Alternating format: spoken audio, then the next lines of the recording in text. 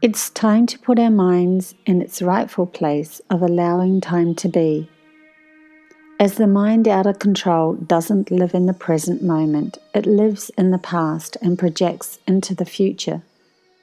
The reason for this is because in the fifth dimension, the mind is the observer, and the observer is our relevant connection to Source, Energy, God, or Creator.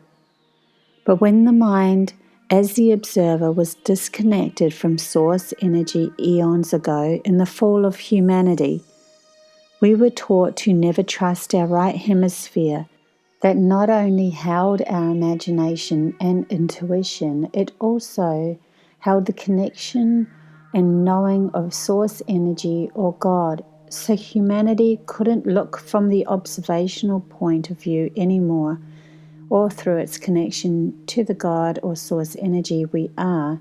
And that's why the mind used our memory as the observer point in reference to our creating instead. But in using the old memories of humanity to oversee our next actions and thoughts, we learnt not to let go, as in letting go of those memories that don't exist anymore, but were originally used to record and be held by the observer or God within us as experiences to delight from. This loss or disconnection of not knowing how to direct our lives from a higher observational point meant the observer within us felt it couldn't function, so it grasped at the only thing it knew, that of our memories. Thus we tell ourselves a multiple of excuses to keep our memory ball dancing within our minds and use it to give rise to thoughts and actions correlating to past experiences only, repeating over and over things we are unhappy with.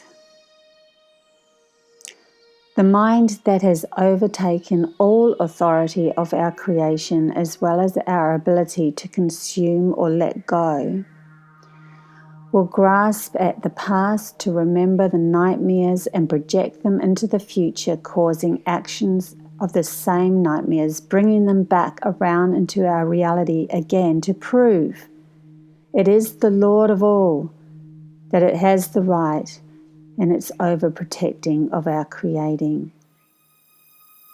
The logical mind knows nothing of the imagination, our intuition, or our source, God, creator within, whatever you want to call it.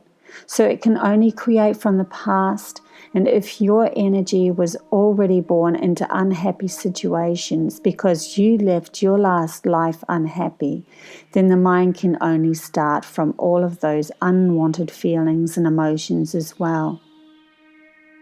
You see, your mind's rightful place in allowing the flow between logic and intuition needs to be still so you as a human can create and consume all again with ease to produce the happiest outcome for you as an experiencer. Because in this stillness, it can connect to source energy and thus wake up the right brain to function properly again. Once we learn to let go and still our minds, we will feel the power of the mind connected to Source as the observer and allow all knowing to be tapped into as we align ourselves with Source energy again, which will completely bring us into the fifth dimension. The fifth dimension is one that creates all with love because we as a soul are love or Source energy.